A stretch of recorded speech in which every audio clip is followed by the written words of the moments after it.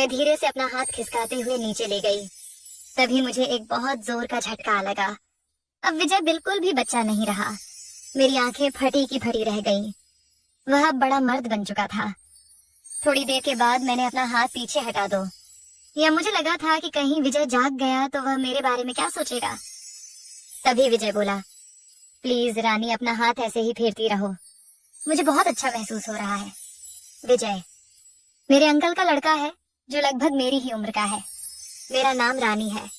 मैं 20 साल की बेहद खूबसूरत लड़की हूँ। उन दिनों विजय गर्मी की छुट्टियों में हमारे घर घूमने आया था।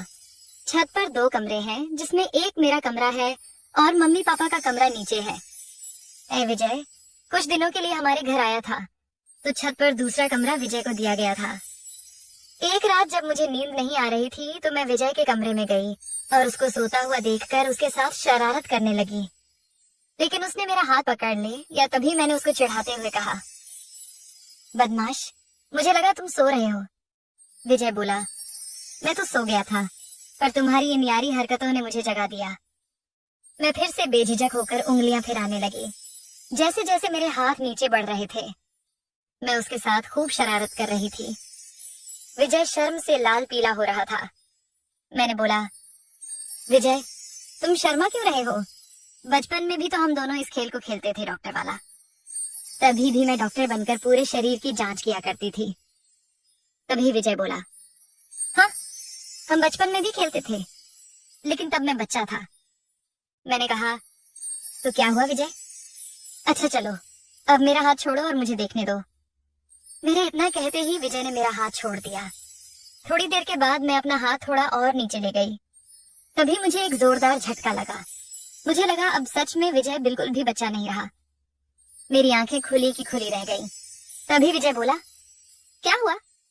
मैंने कहा, विजय, तुम तो अभी बिल्कुल भी बच्चे नहीं रहे, तुम तो बहुत बड़े हो गए हो। मैंने तो सपने में भी नहीं सोचा था कि तुम इतने बड़े हो गए हो। विजय ने कहा, रानी, तुम भी तो पहले से बहुत ज्यादा बदल गई हो। मैंने कहा, नहीं विजय, मैं वैसी की वैसी ही हूँ। तभी विजय बोला, नहीं रानी, तुम पहले से ज्यादा खूबसूरत हो गई हो, एकदम गोलू मोलू सी, एकदम प्यारी गुड़िया की तरह। पहले तो तुम पतली सी थी उसके मुंह से। यूं अपनी तारीफ सुनकर मुझे अच्छा लगने लगा था। मैं अपना होश खो बैठी। मैंने धीरे से उससे पूछा, विजय, क्या तुम्हारी कोई गर्लफ्रेंड है? वह बोला, नहीं। मैंने उसको कहा, तब तो मुझे तुमको सब कुछ सिखाना पड़ेगा। फिर मैंने उससे पूछा, विजय कैसा लग रहा है? वो बोला, बहुत अच्छा। फिर मैंने उसको पूछा, क्या आगे भी कुछ करना है? विजय का चेहरा बिल्कुल लाल हो गया था और वह बिल्कुल ही खामोश हो गया था। फिर मैंने उसके बालों पर अपना हाथ फेरने लगी। एक बार फिर मैंने धीरे से उसको पूछा। इस बार विजय बोला, रानी, मुझे कुछ नहीं आता है। मैंने कहा, कोई बात नहीं विजय, मैं धीरे धीरे तुम्हें सब कुछ सिखा दूंगी। उसको बहुत शर्म आ रही थी। विजय मुझे अच्छे से देखकर बोला, अरे रानी, तुम तो बला की खूबसूरत हो। कई दिनों से मैंने किसी से प्यार नहीं किया था। विजय ने अब कुछ देर के बाद शर्त माना छोड़ दिया। वह बोला, तुम्हारी चिड़िया तो एकदम हीरोइनों की तरह है। मेरी होश जाने लगी थी। अब मैदान में क्रिकेट शुरू हो चुका था। मैंने कहा, विजय, ये टाइम पास छोड़ो और जो भी करना है शिद्दत से करो। मेरे इतना कहते ही उसको थोड़ी झिझक महसूस हुई। मैंने कहा, डरो मत, थोड़ी देर के बाद तुमको बहुत अच्छा लगेगा। करीब 2 घंटे बाद मैं होश में आई। मैंने बोला, विजय, ऐसा आनंद तो जीवन में कभी भी नहीं आया। तुम सच में बहुत अच्छे हो और जो भी लड़क तुम्हारे साथ शादी करेगी वह बहुत खुश रहेगी।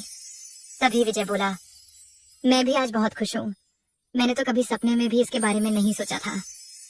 मैंने उसको गले लगाते हुए कहा, सच मत, तुमने मुझे बहुत अच्छा महसूस कराया है। इसे मैं कभी भी नहीं भूल पाऊंगी। 16 दिनों तक विजय मेरे घर पर रुका था।